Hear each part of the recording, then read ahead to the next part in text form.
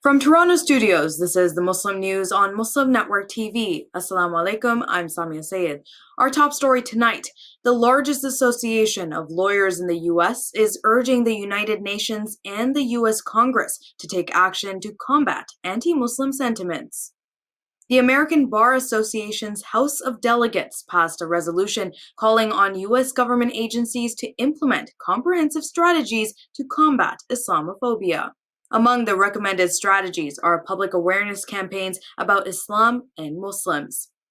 The resolution also recommends establishing mechanisms for reporting Islamophobic incidents and hate crimes.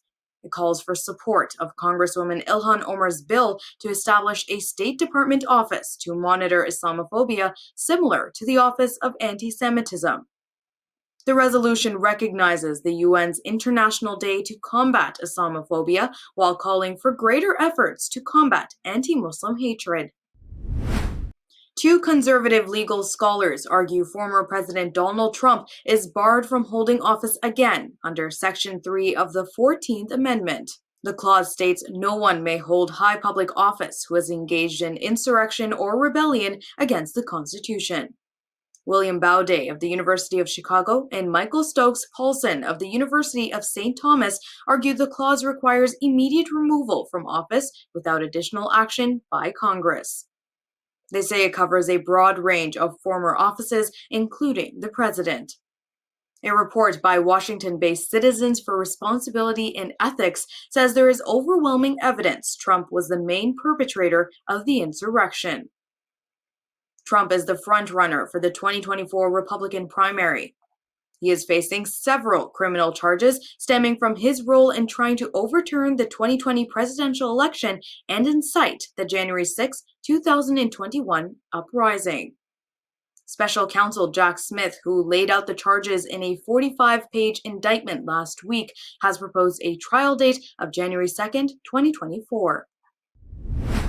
Texas Governor Greg Abbott is under fire after a 3-year-old migrant child died during a bus ride from Brownsville, Texas to Chicago. The child's parents also were on the bus when he began showing symptoms of illness, including fever and diarrhea, before losing consciousness. As part of Operation Lone Star, launched by Abbott, asylum seekers have been trafficked across the country for months in deplorable conditions. The Texas Division of Emergency Management said the bus was stopped and security personnel called 911. The child was then taken to a hospital where he was pronounced dead. The agency said passengers were screened for medical concerns before boarding the bus and signed a voluntary consent form to travel to Chicago. Chicago has received at least 176 buses and more than 12,000 people in the last 11 months since Abbott began sending migrants from Texas. The busloads of migrants have contributed to a humanitarian crisis as the new arrivals overwhelm Chicago's resources.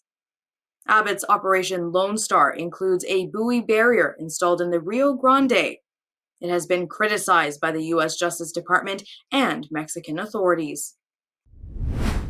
A group of House Democrats have called for an investigation into the conduct of Supreme Court Justice Clarence Thomas over his ties to wealthy Republican donors. In a letter to the Justice Department, the Democrats, including Alexandria Ocasio-Cortez, urged action against Thomas for receiving undisclosed gifts.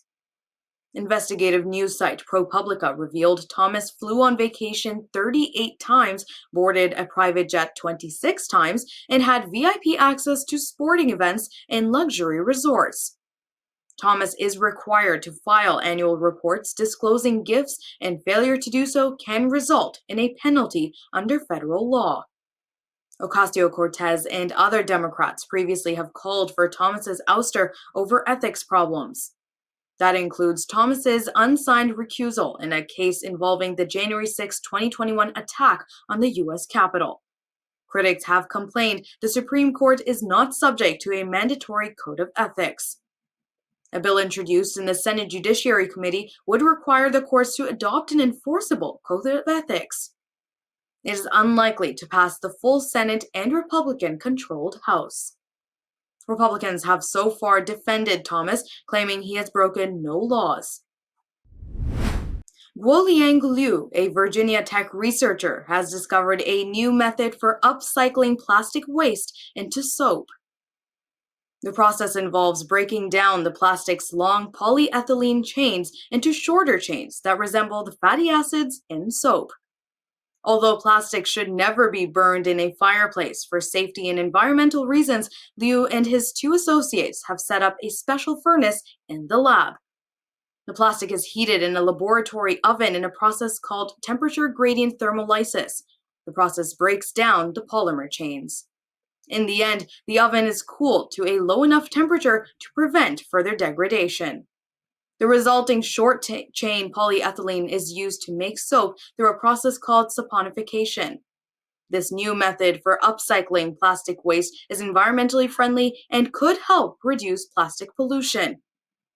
Researchers believe this new method for upcycling plastic waste could also be used to create milk jugs, food containers, and plastic bags. More on the celebrations for Pakistan's Independence Day comes with details after the break, so stay tuned and we'll be right back.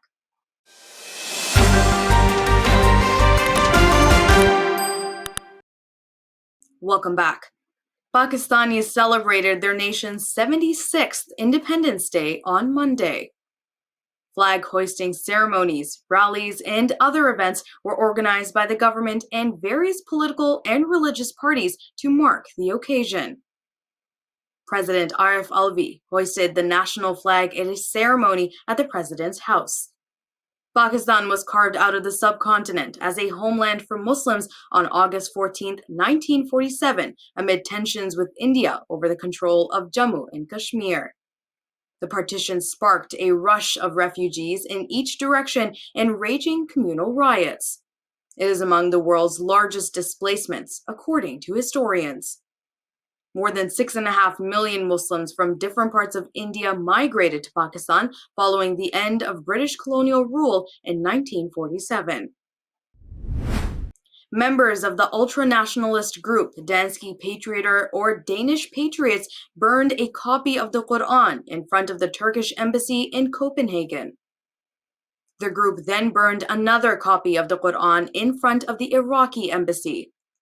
The perpetrators chanted anti-Islamic slogans during the burning, which took place under police protection. The attack was streamed live by the group on their social media accounts.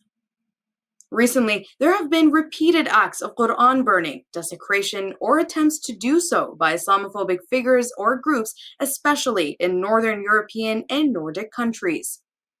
Such acts have drawn global outrage from Muslim countries and elsewhere. Human rights groups are criticizing the visit of 25 foreign diplomats to China's Xinjiang province. Diplomats from Dominica, Myanmar, Iran, Kyrgyzstan, Uzbekistan, Pakistan, Nicaragua, and Mexico visited the Western Autonomous Region from July 31st to August 3rd. According to human rights groups, the visit was sponsored by the Chinese government to promote the official narrative that Uyghurs in Xinjiang are doing well. The diplomats visited several cities in Xinjiang, including Urumqi, Aksu, and Kashgar. According to activists, the diplomats were allowed to visit only places pre-approved by the Chinese government. The diplomats would not have been allowed to speak with Uyghurs critical of the government. The Chinese government said it allowed foreign diplomats to see Xinjiang for themselves.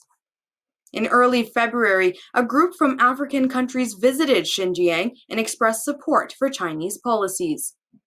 The Chinese government has been accused of widespread human rights abuses in Xinjiang, including arbitrary detention, torture, and forced sterilization in labor.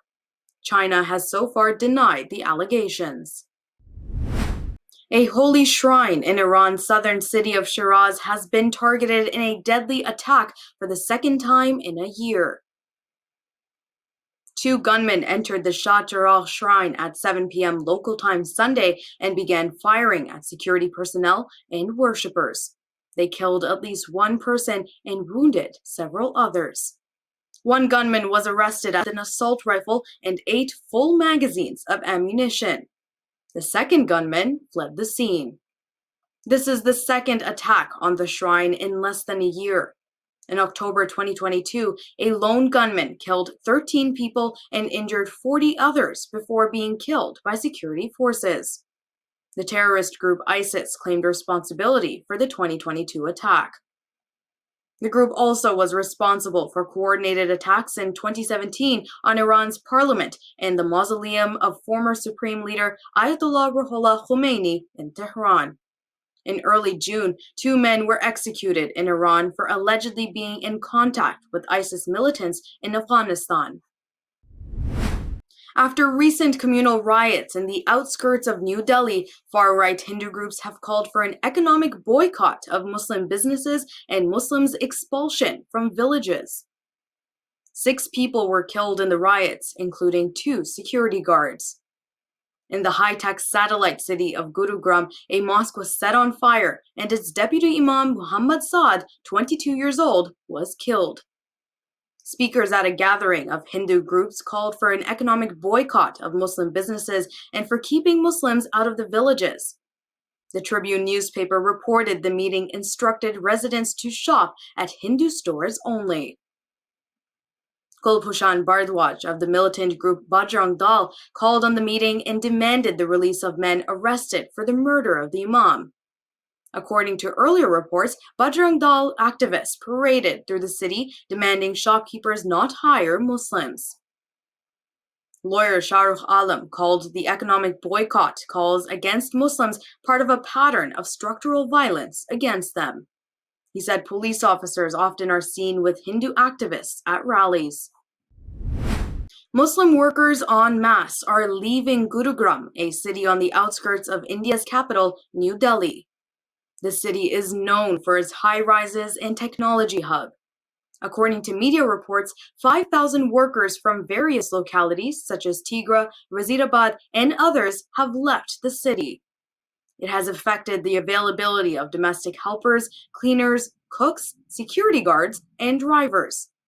The Hindustan Times reported residents of many housing societies have asked authorities to provide security and convince workers to stay.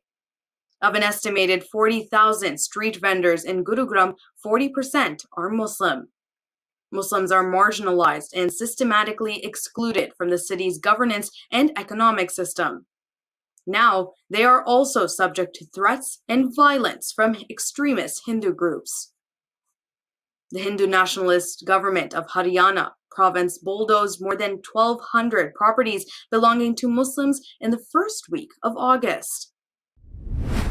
Heavy rains killed at least 33 people and injured many others in the northern Indian state of Himachal, Pradesh. In the state capital Shimla, a landslide at a temple killed at least 9 people.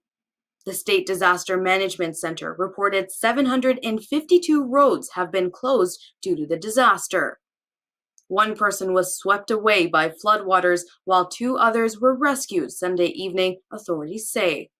An elderly woman was buried alive while her son was rescued after her house collapsed due to the rains. The Weather Office forecast extremely heavy rains for 9 of Himachal Pradesh's 12 districts. All schools and colleges statewide were closed on Monday.